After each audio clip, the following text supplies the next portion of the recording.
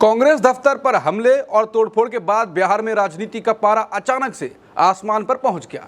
यह तोड़फोड़ तब हुई जब बीजेपी के समर्थकों की भारी भीड़ पीएम मोदी और उनकी मां को गाली दिए जाने का विरोध जताने कांग्रेस दफ्तर पहुंची। दरअसल कल राहुल गांधी की वोटर अधिकार यात्रा के मंच से पीएम मोदी की दिवंगत मां को गाली दिए जाने की घटना को बीजेपी अब पूरी ताकत से एक बड़ा मुद्दा बनाने में जुट गई है। बीजेपी बहुत दिनों से राहुल गांधी के वोट चोरी के आरोपों को बेअसर करने के लिए किसी मुद्दे की तलाश कर रही थी और राहुल के मंच से गाली दिए जाने की घटना ने बीजेपी को जवाबी हमला करने का बड़ा मौका दे दिया। इसीलिए बीजेपी ने बिहार में इस मुद्दे को बड़ा बनाने के लिए केंद्रीय गृह मंत्री अमित शाह, शिवराज सिंह चौहान से लेकर अपने तमाम दिग्गज नेताओं की पूरी फौज मैदान में उतार दी। आइए अब इस खबर को विस्तार से समझते हैं। नमस्कार, मैं हूं अंकुर और आप देख रहे हैं सत्य हिंदी।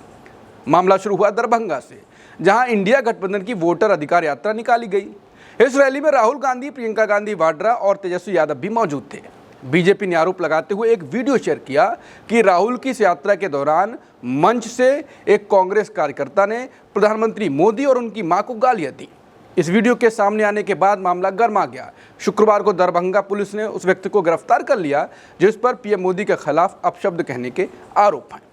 वीडियो को देख पटना में गुस्साए बीजेपी कार्यकर्ता कांग्रेस दफ्तर के बाहर प्रदर्शन करने पहुंच गए। फिर हमले की कमान संभाली केंद्रीय गृह मंत्री अमित शाह ने। उन्होंने राहुल गांधी पर जमकर हमला बोला और कहा कि राहुल ने घृणा की राजनीति शुरू कर दी। उन्होंने कहा कि जितना ज्यादा मोदी जी को गालियां दोगे उतना कमल खिलेगा। इसके बाद पूरी कांग्रेस भी बीजेपी के एक्शन के खिलाफ मैदान में उतर आई। कांग्रेस ने आरोप लगाया कि कैबिनेट मंत्री और अन्य बीजेपी नेता इस हमले का नेतृत्व कर रहे थे और दफ्तर में तोड़फोड़ की गई। उधर राहुल गांधी ने भी बीजेपी पर निशाना साधा। राहुल गांधी बोले, सत्य और अहिंसा के आगे असत्य और हिंसा टिक ही नहीं सकते। मारो और तोड़ो, जितना मारना तोड़ना है, हम सत्य और संविधान की रक्षा करते रहेंगे। कांग्रेस महासचिव के.सी. वेणुगोपाल ने कहा, इस हमले के पीछे बीजेपी की बौखलाहट है।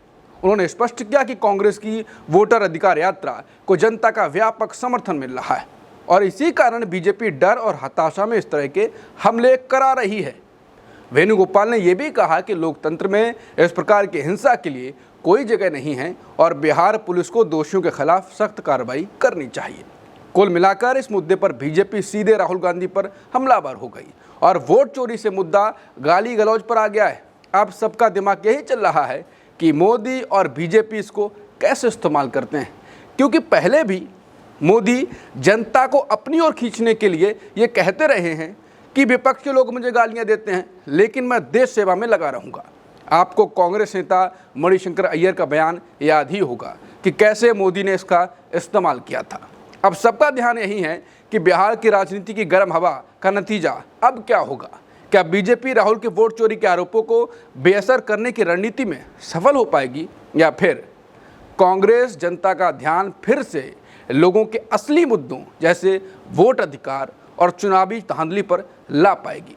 वोटर अधिकार से कांग्रेस और राहुल गांधी को राजनीतिक लाभ मिला है, इसमें संदेह नहीं, लेकिन क्या बीजेपी के नए हमले को कांग्रेस निष्फल कर पाएगी?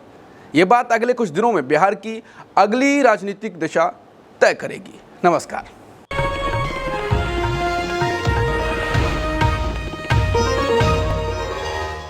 Copyright disclaimer under Section 107 of the Copyright Act 1976. Allowance is made for fair use for purposes such as criticism, comment, news reporting, scholarship, and research. Fair use is a use permitted by copyright statute that might otherwise be infringing.